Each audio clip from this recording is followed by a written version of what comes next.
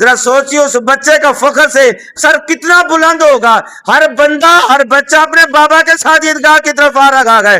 میں وہ بچہ کو میرا بابا نہ سکی لیکن اللہ نے میرے پر اتنا کرم فرمایا ہے, اللہ نے میرے پر اتنا فضل فرمایا ہے, میں کسی عام بندے کی انگلی پکڑ کر عیدگاہ کی طرف نہیں جا رہا, میں انگلی پکڑ کر جا رہا ہوں تو تاجدار ختم نبوت کی انگلی پکڑ کر جا رہا.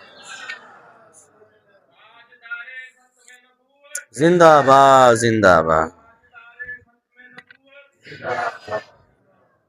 حضور نبی کریم صلی اللہ تعالی علیہ وسلم عید کا دن تھا,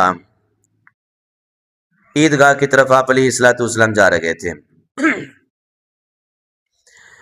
راستے میں ایک بچے کو دیکھا, ہزاروں قطار رو رکھا گیا. آپ علیہ الصلوۃ والسلام عیدگاہ کی طرف جا رہے گئے. جب نظر پڑی نا بچے پر تو آپ علیہ الصلوۃ والسلام رک گئے, بچے کو قریب بلا کے پوچھا, بیٹے آج تو عید کا دن ہے, آج ہر مسلمان خوشیاں منا رہا ہے, آپ کیوں رو رہے ہو, وجہ کیا ہے, رونے کی ریزن کیا ہے؟ وہ بچہ کہنے لگا, یا رسول اللہ صلی اللہ تعالی علیہ وسلم کیا بتاؤں, میں جب دیکھتا ہوں نا آج عید کا دن ہے, بچے اپنے بابا کی انگلی پکڑ کے جا رہے ہیں, نئے نئے کپڑے پہن کر جا رہے ہیں, میں حضور آپ کو کیا بتاؤں, میرا بابا نہیں ہے, میرا بابا نہیں ہے, مجھے اچھے نئے کپڑے لے کر دینے والا کوئی نہیں ہے, میرا کوئی بھی نہیں ہے, میں کس کی انگلی پکڑ کر میں اپنے عیدگاہ کی طرف جاؤں, مجھے نئے کپڑے لے کر کون دے.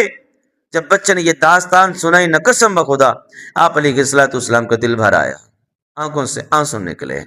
آپ علیہ الصلوۃ والسلام غریبوں کے ماوا ہیں نا, غریبوں کے ملجا ہیں, غریبوں کا آسرا ہیں. آپ علیہ الصلوۃ والسلام نے فرمایا نہیں, عید یہ نہیں کہ اپنی خوشیوں کو دیکھ کر چلے جاؤ, غریبوں کو اپنا لگا لو, کپڑ سے پوچھ ڈال دو, اگنور کر دو, نہیں. آپ علیہ الصلوۃ والسلام نے عید کے موقع پر اس بچے کی فریاد رسی کر کے بتا دیا کہ عید یہ ہے کہ لوگوں کے ساتھ احساس کیا جائے, ہمدردی کی جائے, ان کو اپنی خوشیوں میں شریک کیا جائے. یا رسول اللہ کیا بتاؤں, میرا بابا نہیں ہے, یا رسول اللہ کیا بتاؤں, مجھے نئے کپڑے لے کر دینے والا کوئی نہیں ہے, یا رسول اللہ کیا بتاؤں, میرا کوئی رشتہ دار نہیں ہے جو مجھے لگانے کے ساتھ عیدگاہ کی طرف لے کر جائے. آپ علیہ الصلوۃ والسلام کا دل بھر آیا, آنکھوں سے آنسو آئے. آپ علیہ الصلوۃ والسلام فرماتے ہیں کہ بیٹا کیا آپ اس چیز کو پسند کرتے ہو کہ میں آپ کا بابا بن جاؤں؟ ہائے ہائے ہائے, بیٹے بتاؤ آپ اس چیز کو پسند کرتے ہو کہ میں آپ کا بابا بن جاؤں اور عائشہ آپ کی اماں بن جائے؟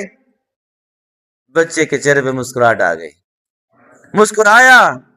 یا رسول اللہ سے بڑھ کر کیا ہو سکتا ہے, لوگ اپنے بابا کے ساتھ جا رہے ہیں اور میں جب محمد رسول اللہ تاجدار ختم نبوت کی انگلی پکڑ کے جاؤں گا میرا تو سر فخر سے بلند ہو جائے گا. میں سے اور بڑھ کے کیا چاہتا ہوں حضور, میں تو چاہتا ہوں کہ آپ میرے بابا بن جائیں, اما عائشہ میری ماں بن جائیں.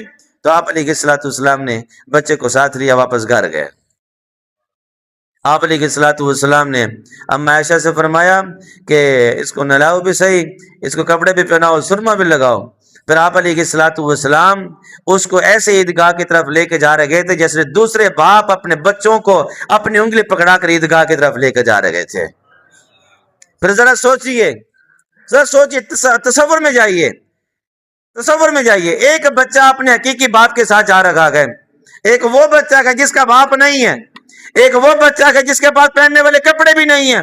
تصور کیجئے, اور اس بچے کو میرے محبوب علیہ الصلوۃ والسلام عید کے دن احساس کرتے ہوئے, عید کے دن ہمدردی کرتے ہوئے اس بچے کو ساتھ لے کر جاتے, نہلاتے گئے, سرما ڈلواتے گئے, اچھے کپڑے پہناتے گئے, پھر حضور اپنی انگلی پکڑاتے ہیں, عیدگاہ کی طرف جاتے ہیں. ذرا سوچیے اس بچے کا فخر سے سر کتنا بلند ہوگا, ہر بندہ ہر بچہ اپنے بابا کے ساتھ عیدگاہ کی طرف آ رہا ہے.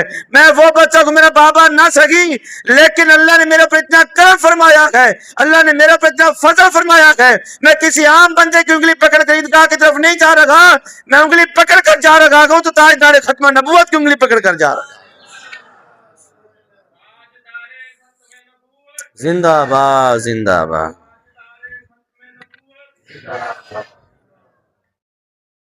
یہ ہے عید. اصل عید کا جو مقصد ہے نا وہ احساس ہے, اصل عید کا جو مقصد ہے وہ ہمدردی ہے. اگر ہماری عید میں سے احساس نکل جائے, ہماری عید میں سے ہمدردی نکل جائے, ہماری خوشیوں میں سے یہ سارے معاملات نکل جائیں تو پھر یہ عید نہیں ہے, یہ وعید ہے. یہ وعید ہے. ہمیں عید کے دن اپنے ارد گرد کا ماحول دیکھنا پڑے گا، اپنے پڑوسیوں کو دیکھنا پڑے گا، اپنے حلقہ احباب کو دیکھنا پڑے گا.